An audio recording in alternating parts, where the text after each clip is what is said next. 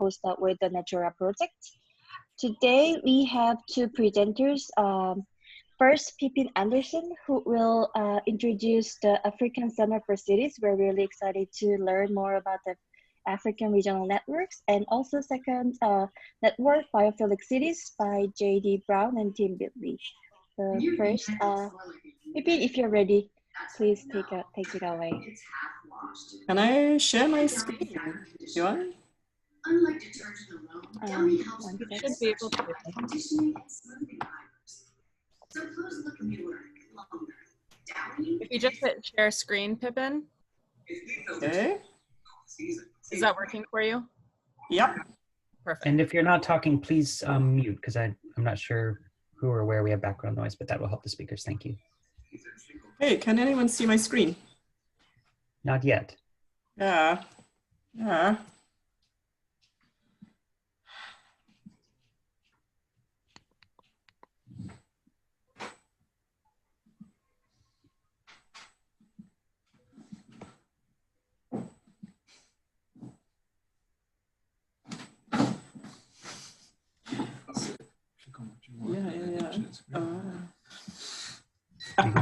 We get to wave hi to Patrick at the same time. It's the central node of my network. Excellent, excellent.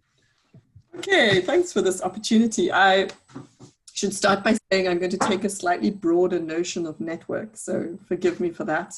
I've been thinking about what constitutes a network, and I think it's an interesting opportunity and a bit of a privilege really to sit and think about something like that.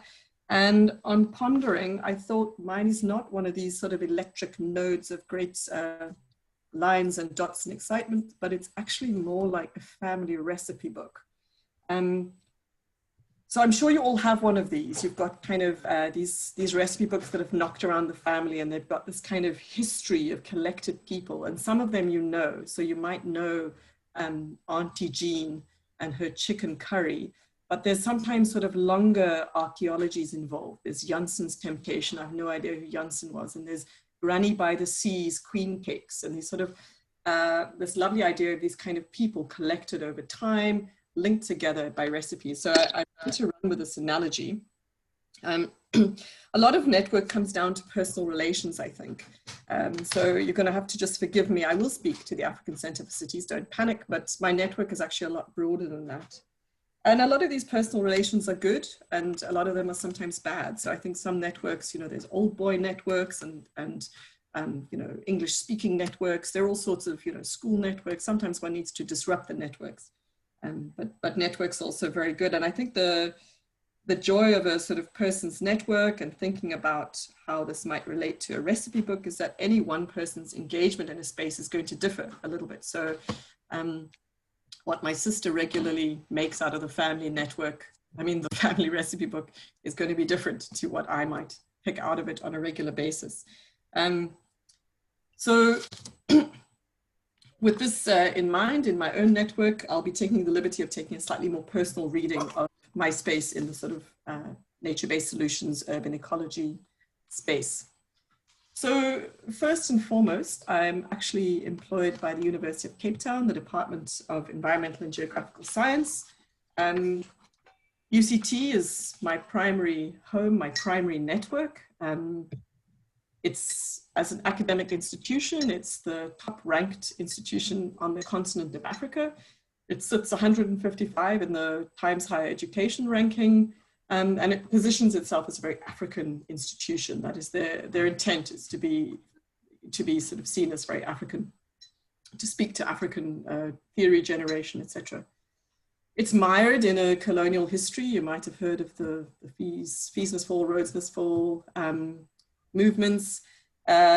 And the more UCT opens up its ranks and tries to address past discrimination, the more it has to engage with this severe Gini coefficient that is true to South Africa. And this has been very evident in the time of COVID. So all our students are sort of leveled when they're on campus. You know, there's a network, a Wi-Fi network, etc. And then when everyone had to go home, you know, we had students who had to hike up a hill to get cell phone reception, 3 students sharing one computer in a house, etc., etc. So very different, diverse student cohorts. And of course, we are the university that is situated in the most beautiful setting on Earth. We sit at the foot of Devil's Peak as part of the Table Mountain National Park, this biodiversity hotspot.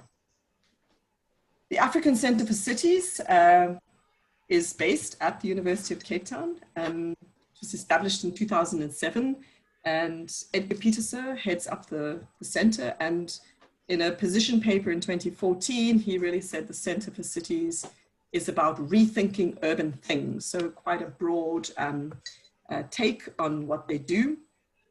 Very committed to the epistemology of knowledge production. So how do we make meaningful knowledge, and to what end? And sits, the African Centre for Cities sits very mindfully in that sort of global South literature that positions Africa in emergency and crisis, and tries to sort of pull it more towards emerging literature around a sort of more grounded form of theorization that engages a politics of openness and of possibility, sort of acknowledging contestations and fostering a culture of autonomy rooted in capacity and action. So that's sort of how they position themselves. And broadly, they state as their mission to allow actors to act with greater clarity of intent and self-awareness about the consequences of their actions. In terms of what they do, they do project work across a significant spread of scale. So you'll see from the local to the regional, from Cape Town to the global South, from the neighborhood to a much greater, or from what Edgar Pieterse would say, from the molecular to the meta. And then engaging this sort of geographic expanse. They also work across different modes of production, so a sort of futurity, an aesthetic, the poetic, and then through to the more kind of intervention, kind of sort of grounded pragmatism of enacting fairer and more equitable and more sustainable cities. And of course, that pulls out a number of different methods, so anything from sort of intimate ethnographies through to larger quantitative trends and typologies, but ideally attending to theorization and building African-based theory, and simultaneously speaking into governance and policy at the same time. My own life with the African Centre for Cities, so I was employed there for a while. I now have an affiliation with them, but I used to work, I headed up their urban ecology city lab. So the City Lab program was ACC's Cape Town-based research program that really looked to facilitate co-production and knowledge generation in response to issues or problems or thorny problematic areas in cities. And this was really through significant interdisciplinary, transdisciplinary researchers, government officials, and civil society. And in the Urban Ecology City Lab, we looked at all sorts of things. We looked at fire, biodiversity, ecosystem services, nature-based solutions, plant use. So we sort of put together all sorts of different thematic areas under the banner of urban ecology. And we actually put out a special issue in 2012, a sort of line in the sand of where we were at. ACC currently doesn't have an urban ecology person employed. I have a strong relationship with them. In fact, this morning we hit send on a grant proposal we're putting in together. So I'm still very much affiliated and work with them through my own ongoing work. In terms of expanding the sort of conceptualization of my own network, so I work a lot with the city of Cape Town and obviously in Cape Town, the city. So the Cape Town city lends itself to all sorts of nature-based solutions considerations. We have justice and access issues. We have significant coastal erosion in response to climate change. And then I also work very closely with the city of Cape Town, the sort of governing entity. You'll see in the top right-hand corner some restoration trials I was running with City of Cape Town staff. This is in fact based on the lower slopes of Table Mountain National Park, but very, very close relationships. On a national level, it's hard to be based in Cape Town and do urban ecology and not engage with the national parks. So I work quite closely with the South African national government through the sandparks and through their Biodiversity Institute. The top right-hand corner, you'll see a picture of my husband standing in Table Mountain National Park in Silvermine. And this is a stretch of the park that you have to drive through to get to my sister's house. My sister lives about 25 minutes away from me. So you really can't escape the sort of biodiversity hotspot, the significant floral diversity in the city of Cape Town. Also worthy of mention on a national level is the Gauteng City Regional Observatory, so the GCRO. I recently put out a paper with Christina Culwick and Carla Washbourne based at the GCRO and other staff from the ACC, looking at knowledge co-production and experimentation and exploring knowledge generation in governing ecologies in cities. And the GCRO, they're quite similar to the African Centre for Cities. They do a lot of, but probably more green infrastructure and nature-based solutions work explicitly. And as a result, I connect with them through that as well. Also worthy of mention, ACDI, the African Climate Development Initiative, and CSAG, the Climate Systems Analysis Group. Both are research entities very similar to the African Centre for Cities, also based at UCT and also housed in my department. And we share teaching and research engagements, etc. My students most certainly make it into my recipe book. Past students have gone on to join UN Habitat, Beatley, local government, national government, various NGOs. I think if you look at my current student cohort, the most notable thing is that it is itself quite an eclectic network. So I have students as the only urban ecologist at the city of Cape Town, at UCT.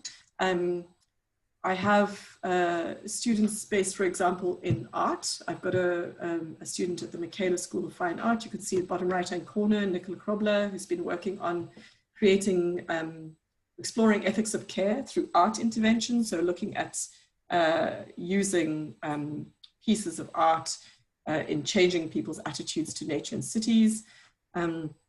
Jaslina Suri here sitting with a guinea fowl is in statistics. She's looking at birds in cities as a subset of the sort of biome bird community. And she's actually just done some really great work with citizen science participation in lockdown. She got people all over South Africa recording birds. And in fact, when she wrote to them and said, "Thank you very much, but I'm done. I've got more data than I could ever process," they got quite angry. They were quite addicted to recording birds in their gardens, but she's doing some really exciting work. I've got students in humanities, students in landscape architecture. I've got a PhD student looking at patch dynamics and how that informs design. So I think there's something about being the only urban ecologist at UCT. That means I'm drawn into a wide variety of networks, which is really fantastic and fun. I think if we're taking, well, if I'm taking this liberty of a very sort of expansive notion of what constitutes a network, then I think it's fair to stop and talk a little bit about what you're reading and what I'm reading at the moment, because that's sort of the network in my mind. This is sort of a, what's on your bedside table question. So I'm quite interested at the moment in sustainable transitions. Been reading a lot of Mark Swilling. He writes so beautifully as well. I'm interested in decolonization. There's not much in the ecology literature on decolonization, a little bit, but I think there could be more, but then drawing on other areas. There was a relatively recent piece on decolonizing biogeography.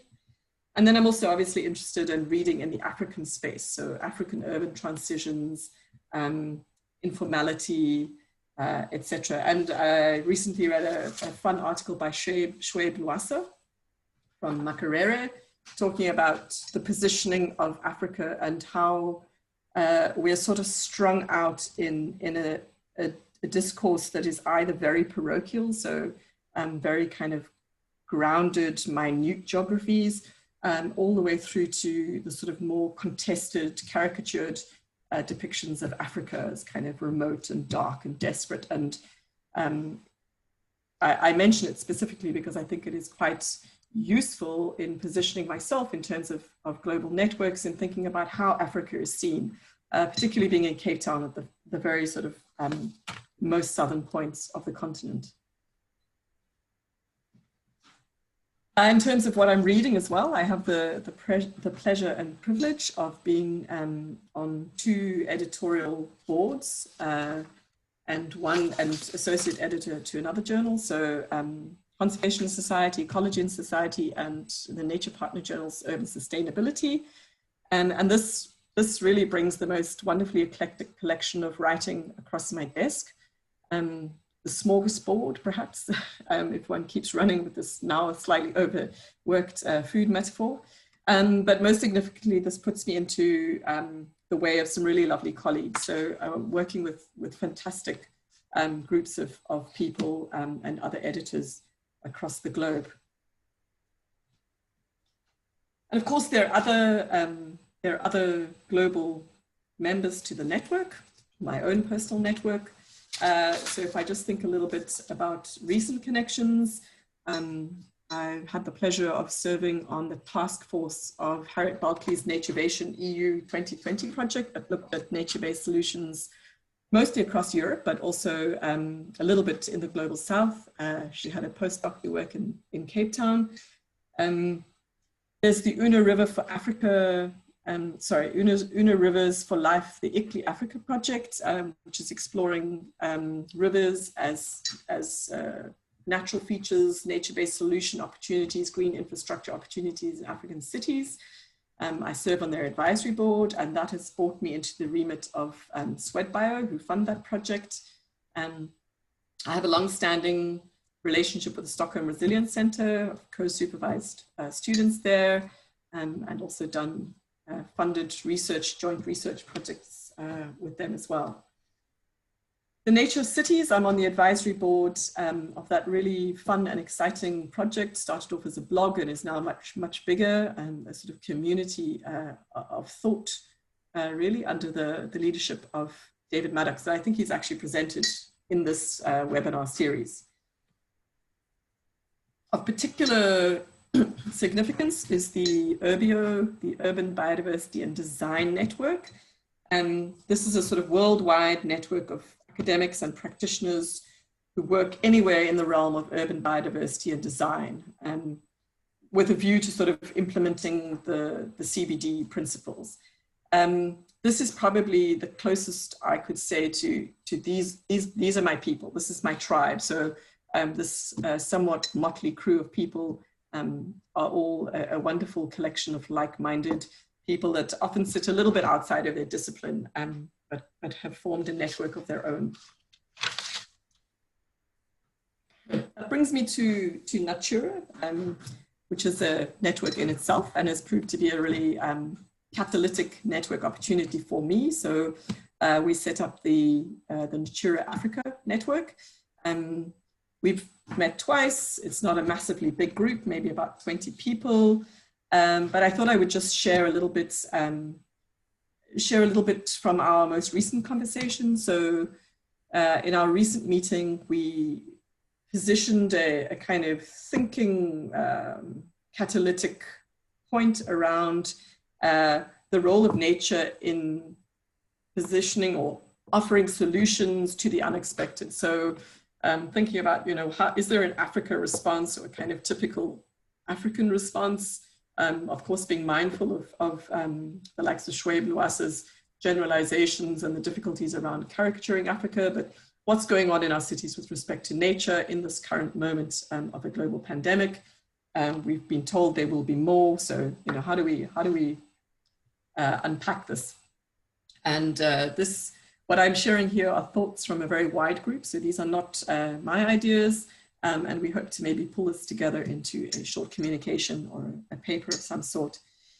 Emerging considerations were major concerns around financial shifts. Of course, these are global, but in particular in Africa, around massive land lease conservancies and implications with the loss of tourism and poverty and urban and rural migrations, funding concerns, opportunities and losses in that space. Nature as a safety net. So certainly in South African cities, a massive increase in people living and seeking shelter in nature. So people who've lost homes, living in watercourses and in green open spaces. So nature as a safety net, people foraging more from nature in response to economic crisis. Issues around access. So I think globally, people have talked about, more people using nature, access to parks, people occupying green spaces, lovely narrative descriptions of Karuru Forest in Nairobi, which was previously quite a sort of seedy and not so safe space, becoming heavily occupied and kind of being reimagined in response to lockdown when people couldn't go elsewhere. Similarly, buses being forced to travel at half capacity in Dar es Salaam, and people taking to walking and running, and that sort of resulting in people starting to run in green spaces in the city.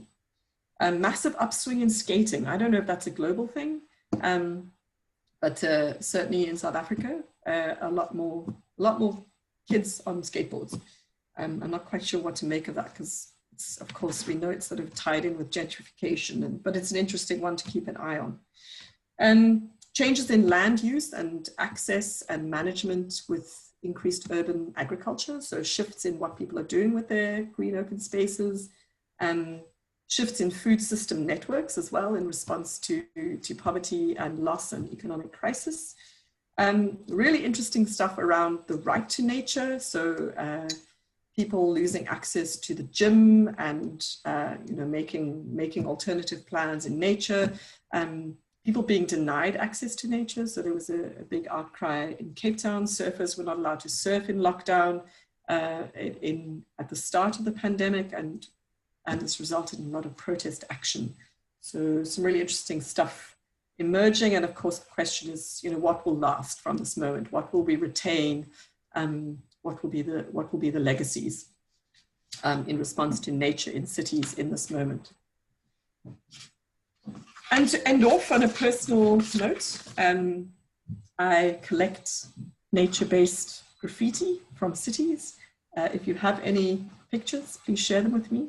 These are just from Cape Town, a few. I've written a little bit on this, and others have written on this in the Nature of Cities. So if you're interested, go and have a look.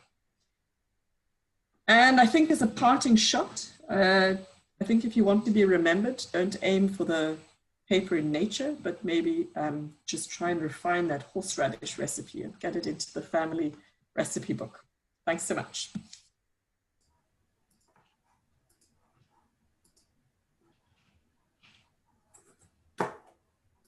Thank you. Thank you, Pippin. I think we have time for a few questions.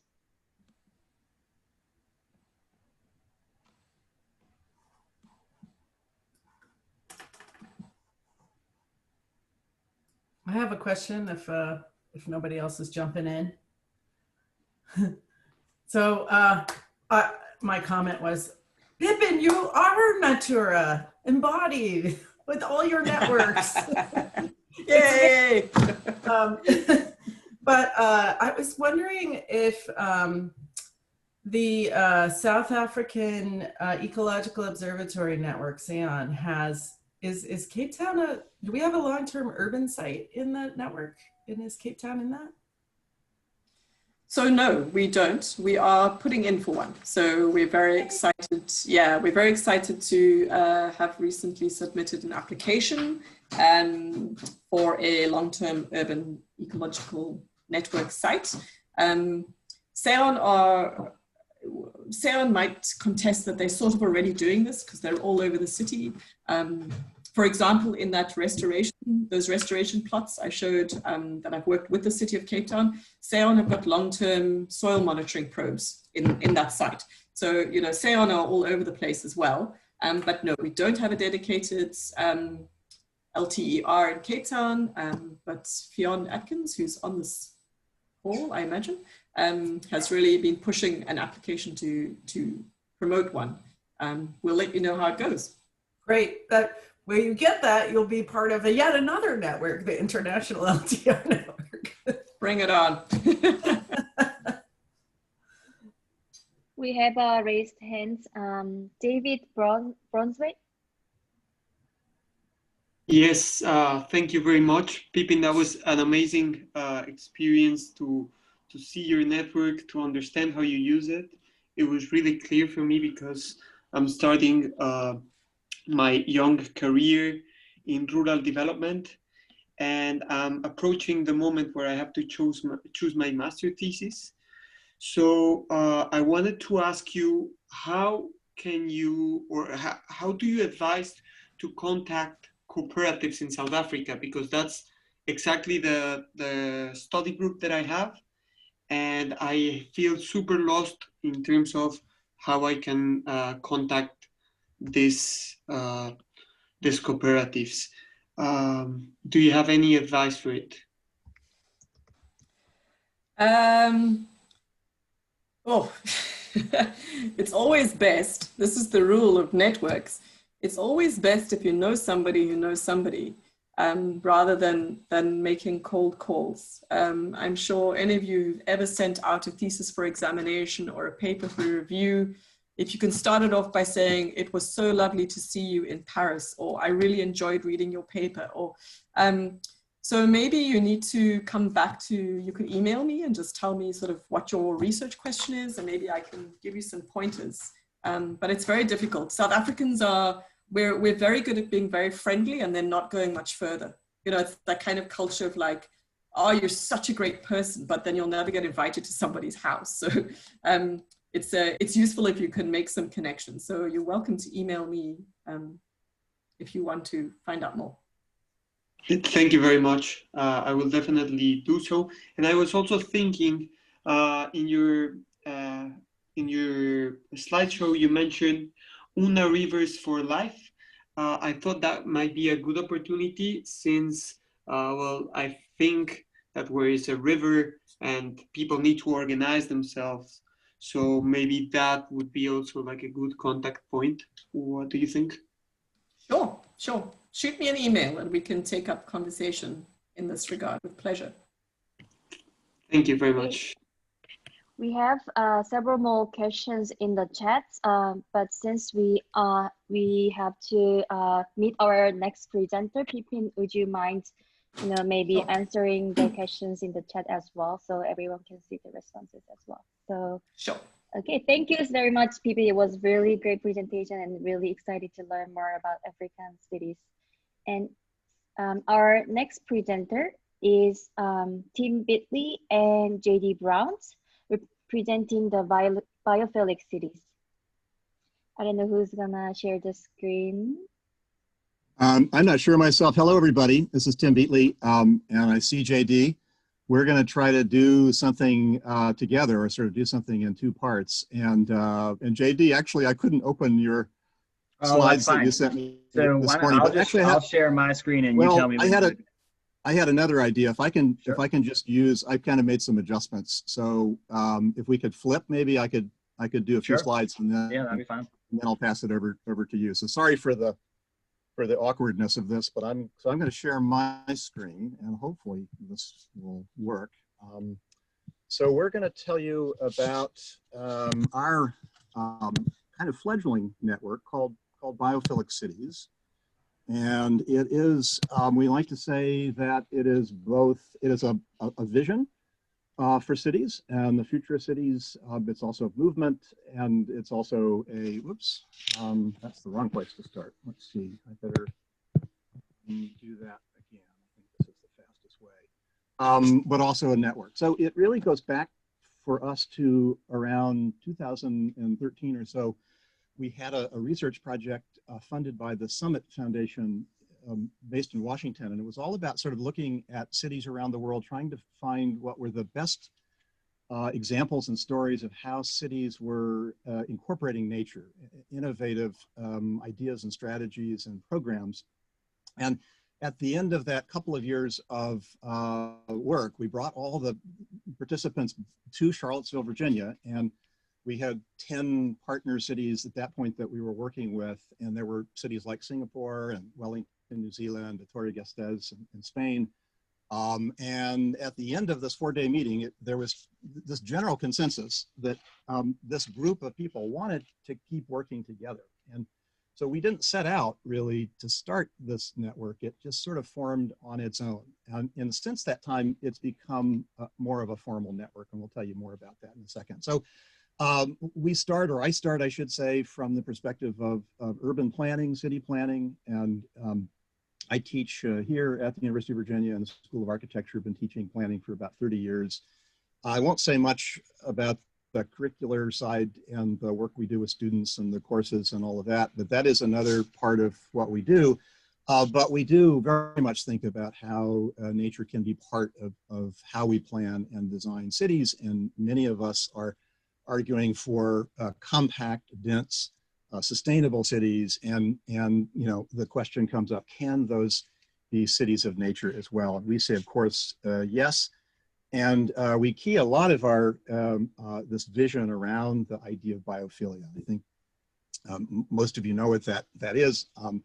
To give a lot of credit, E.O. Wilson wasn't the first person to use the word biophilia, but he's really the one who's coined it in the way that we think of it. This notion that we co-evolved with the natural world, and we think to be happy and healthy and to lead truly meaningful lives, we have to have nature around us. It can't just be something that we visit occasionally on a holiday. It has to be designed in and integrated into the spaces where we spend most of our time.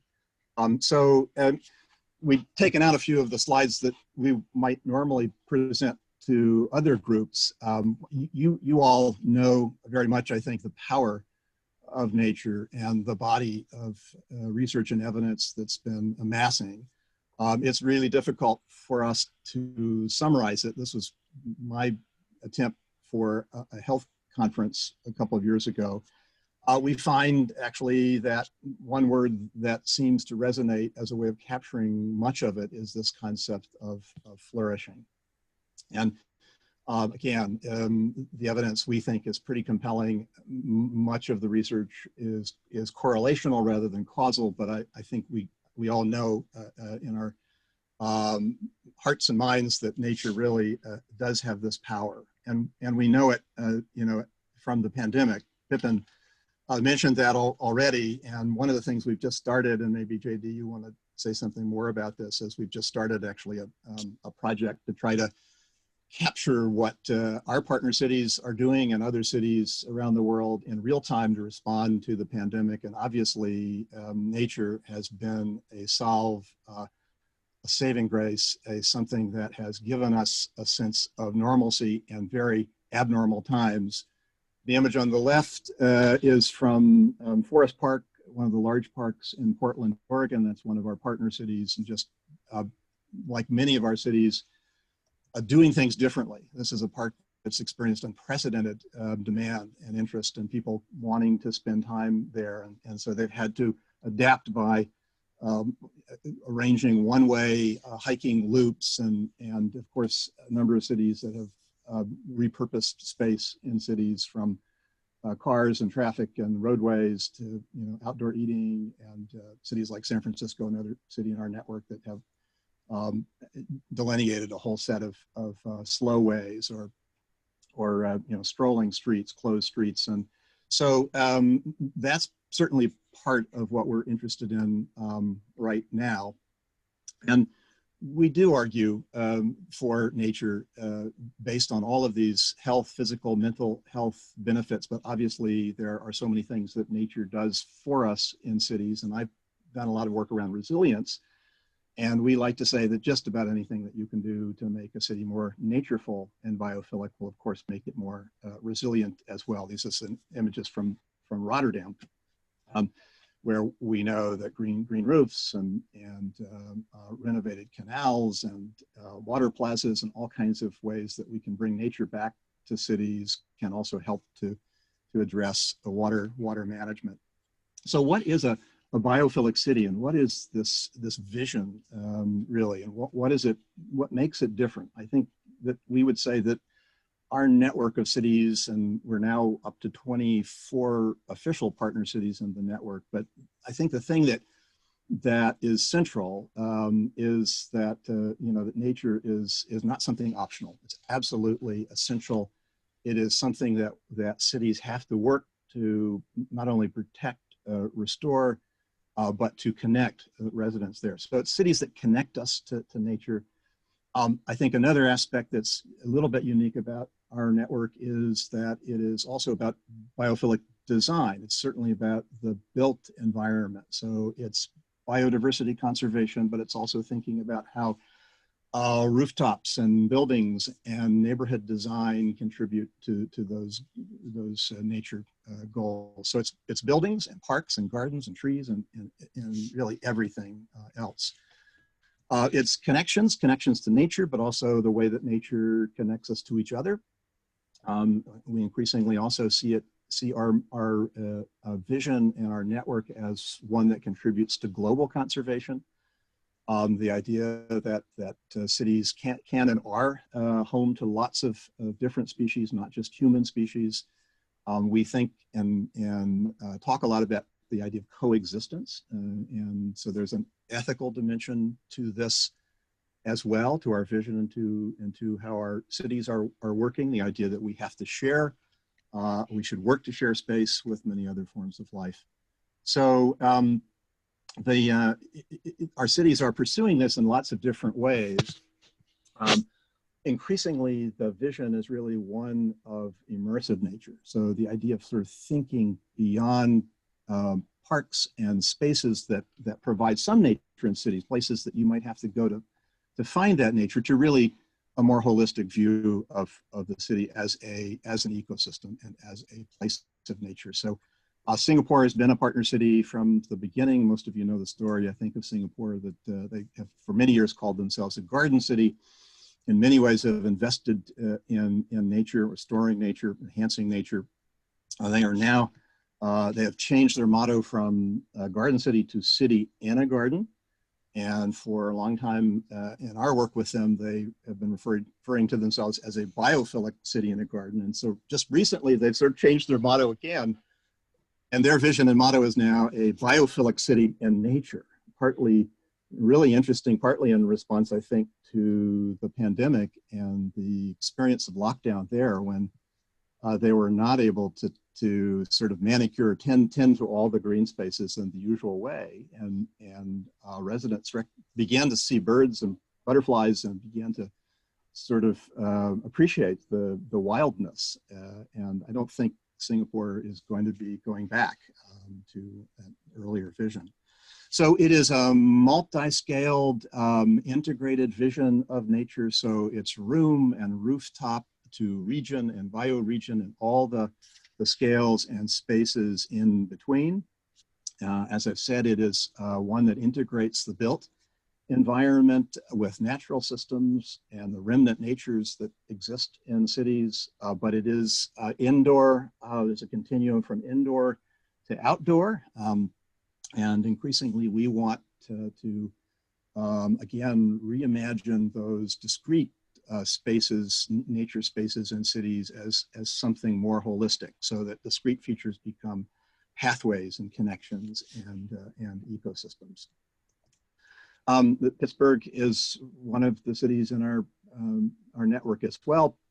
And we like to show this image as a way of sort of getting everyone to appreciate that nature, it's really a different way of seeing a city, right? Seeing that all those potential spaces interspersed with hard surfaces and bridges and high-rise buildings are places of nature. And for Pittsburgh, that means connections to rivers and water and new parks that bring you down to the edge of water, and bird-friendly design and swift towers and all kinds of ways of coexisting. So I'll do another 5 minutes or so, JD, and then I think I'll stop and turn it over to you. But we've gotten some good press whenever cities officially join. There is a protocol on our website, biophilic.org.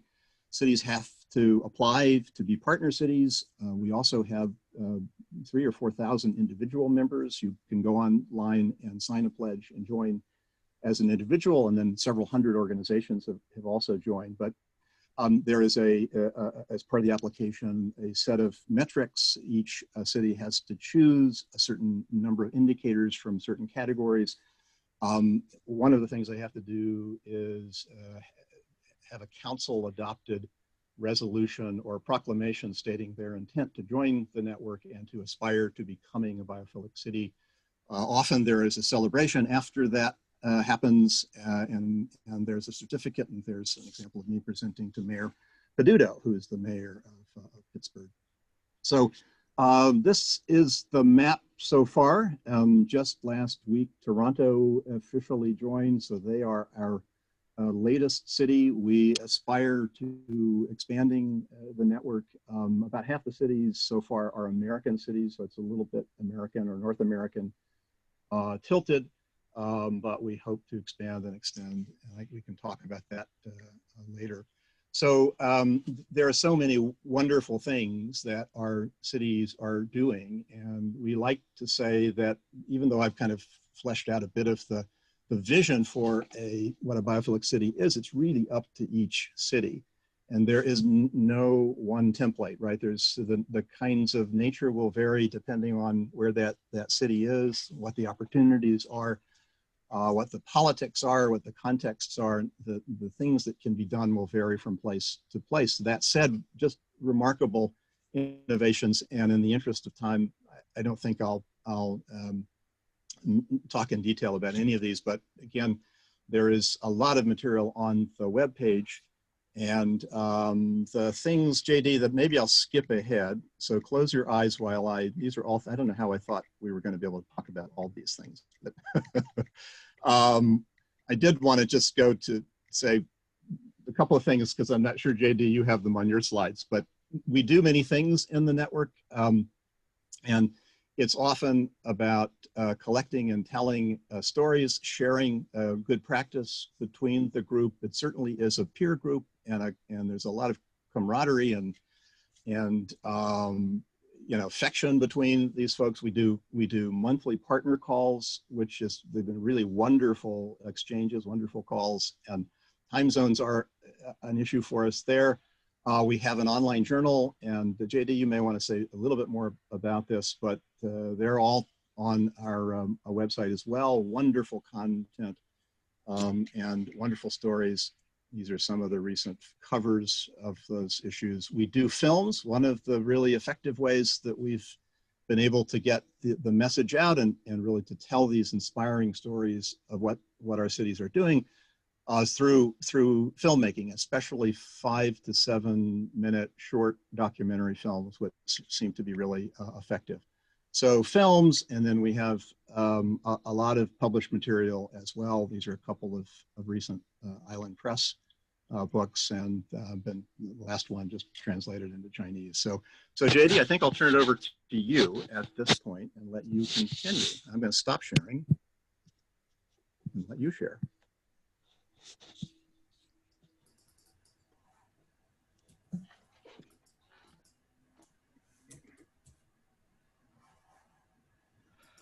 So, picking up from what Tim was talking about, I think that kind of the last part of the thing that we wanted to share with everybody was really what's occupying us right now. What's the kind of the work that we are doing. And I think one of the important things to mention is this Biophilic Cities network.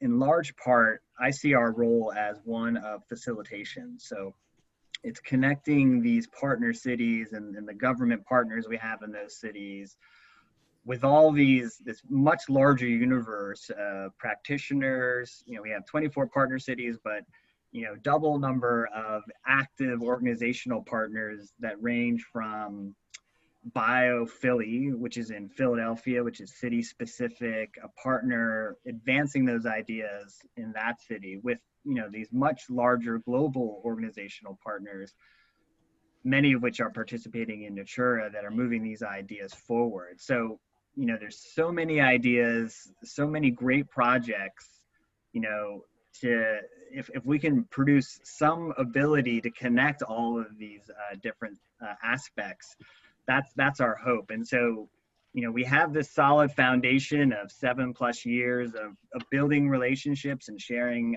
the work that's going on in those cities.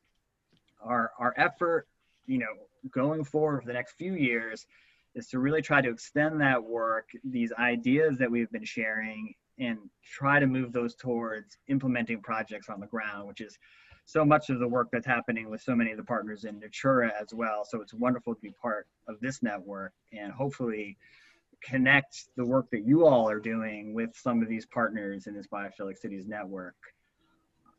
One of the pieces, obviously Tim mentioned it, is the pandemic. So that has accelerated many of these concepts, and we are seeing, often in a reactive manner, you know, these projects that are moving underway in so many different cities that are really testing the boundaries in brave new ways that we didn't think possible, or we did not think would happen at the rate that they have happened because of the pandemic. But what are the lessons that we are learning? You know, what are the projects that are successful, are really having an impact for the communities across these cities, and should be potentially replicated where possible in other places? Or, you know, what's the different lens that different places are looking at in terms of the pandemic? So understanding that and sharing those ideas and the studies that are happening, so that the stakeholders have an idea of what's possible in terms of planning for the future of these cities, for the next pandemic, for global warming, for all the challenges that we know are going to challenge cities. How can we put those cities in the best position going forward to be successful in terms of making access to nature a critical piece of that social infrastructure? And so one of the pieces that we have put in place, and we have just launched this, it's an intra-network platform. So it includes all of the partner cities and all of these organizational partners. And I would invite all of you in NATURA to consider, you know, contributing to this platform, because it's really going to be, for us, a centralized location to try to share all this information in one place. And so what we have done, and what I'm trying to show through this image here, is the centralized and organizing feature of this platform are what we term to be grand challenges. And these are really the broad universe of reasons why the different cities and practitioners come to participate in Biophilic Cities. So, you know, some of our cities are very focused on abundant biodiversity as being the driver for their interest in Biophilic Cities, while others are focused on health and well-being. But, you know, the projects that are being put in place have those co-benefits. So bringing those different partners together and understanding what's been successful is what we're trying to accomplish with this platform. So around this organizational theme of grand challenges, we have the insights, which are the big ideas, and moving those forward towards the solutions, towards the projects that have been implemented and studied, and really seem like they have the best chance of success in moving these ideas forward, as well as having smaller cohorts amongst this much bigger network of collaborators focusing on kind of key topic areas, you know, for short periods of time, and trying to move those forward as well. And so that's a big piece of what we are doing. It's just in place.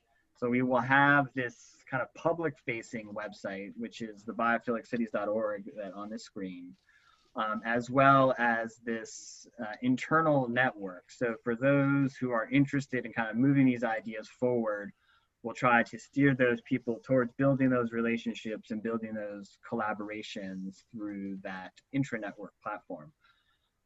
But I'm happy to walk anybody through that platform and share it in more detail if you're interested. So that's kind of a brief overview of what we're working on right now. And I think we wanted to leave the rest of the time for conversation and questions. Thank you, JD, and thank you, Tim. Yes, so I think we have time for questions. So please feel free to ask questions to JD and Tim. I'm wondering, I don't anyone can jump in? I see SJ, and then Sabrina, you had your hand up too, I saw. I'm So wondering, SJ, yeah. Sure, thank you so much for your talk. What if you're not part of the NATURA network, but you see yourself as a citizen scientist or an individual, or maybe not part of a grad program at this moment, but what is something in terms of citizen science or a way to participate in some of this really interesting research? You know, Yeah, well, sorry, go ahead. Go ahead, JD. Well, you know, I was just going to say, go ahead. Well, I'll start. I think there's so many ways that you could participate as an individual. We get almost every day emails from folks who've heard about this, and they want to know what can they do. And their city is not participating in the network officially. They don't seem to, they're not connected to things locally.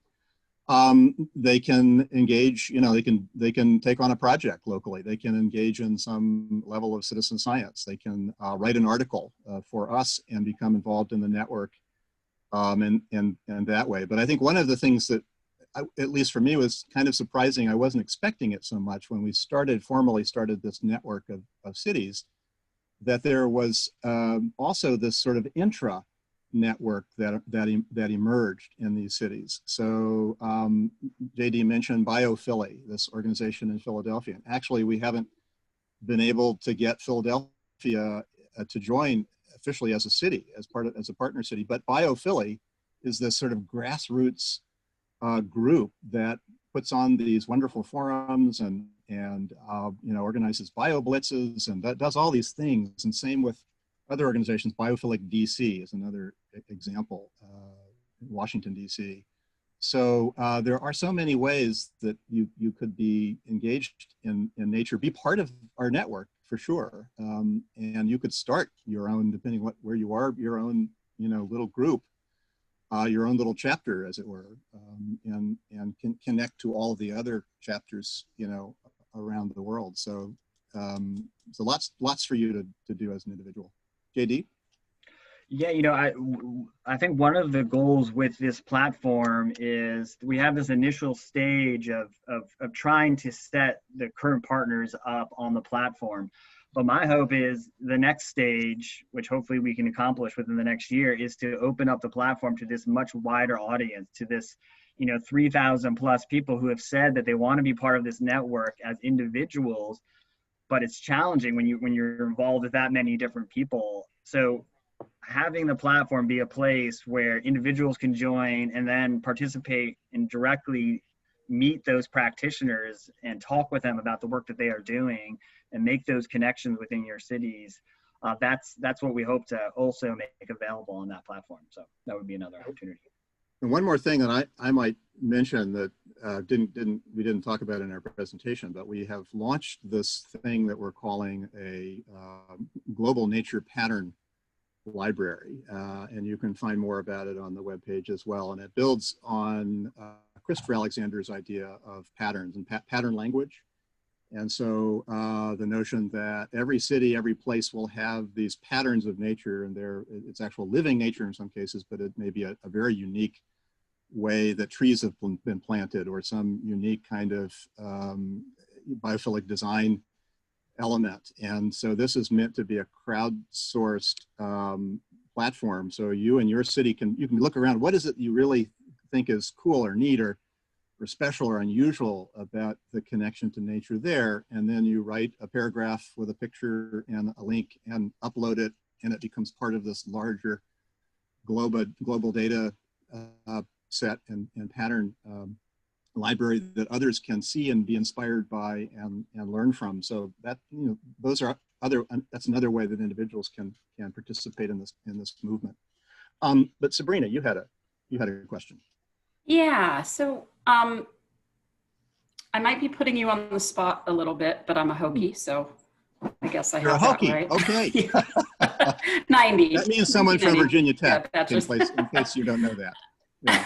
I'm not a Hokie. I work for University of California now. Oh, okay. You're so safe. I was really excited to engage with you guys in person at the workshop or the symposium that was going to be held at Serenity.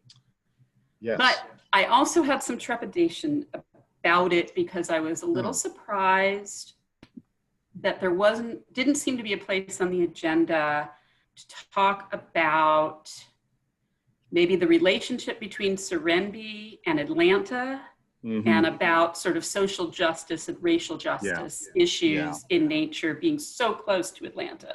Right. And I'm wondering how sort of recent developments, I mean, the world has turned completely upside down since that symposium was supposed to be held, how recent developments in social justice have maybe changed how you're working with partners or you're thinking.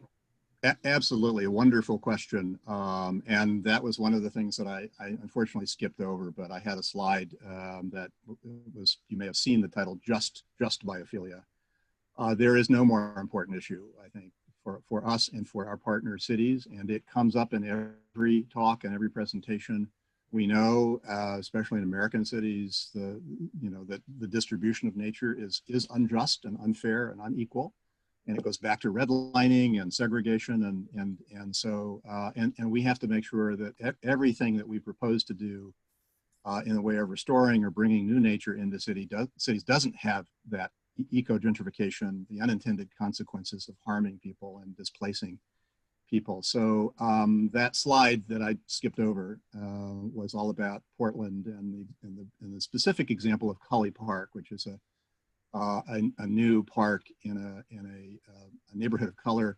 The park wasn't just planned by the city's parks department, it was actively planned and co-designed by the neighborhood.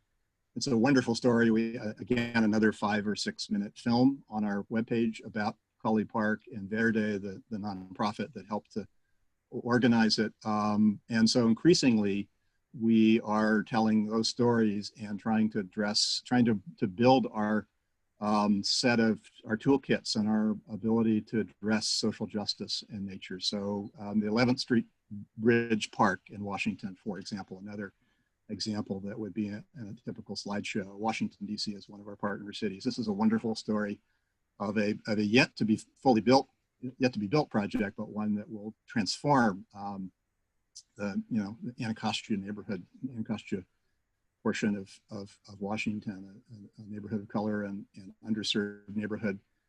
They, even before the project is built, they have done all of this wonderful work preparing an equitable development plan and figuring out, what job training is necessary to make sure that local residents benefit from the jobs that are created, and what about protecting all the affordable housing that exists there. And they've created a new community land trust to do that. And it's really a wonderful story. It's not a perfect story, and it's yet to be fully told, fully laid out.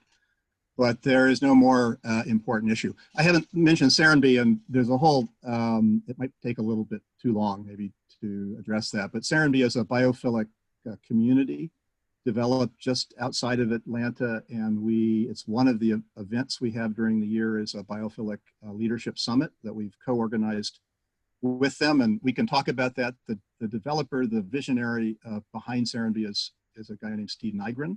He is very supportive of the agenda of social justice. I think he would be the first to admit that community needs to think more about inclusiveness and affordability and all those things that make it not a perfect example.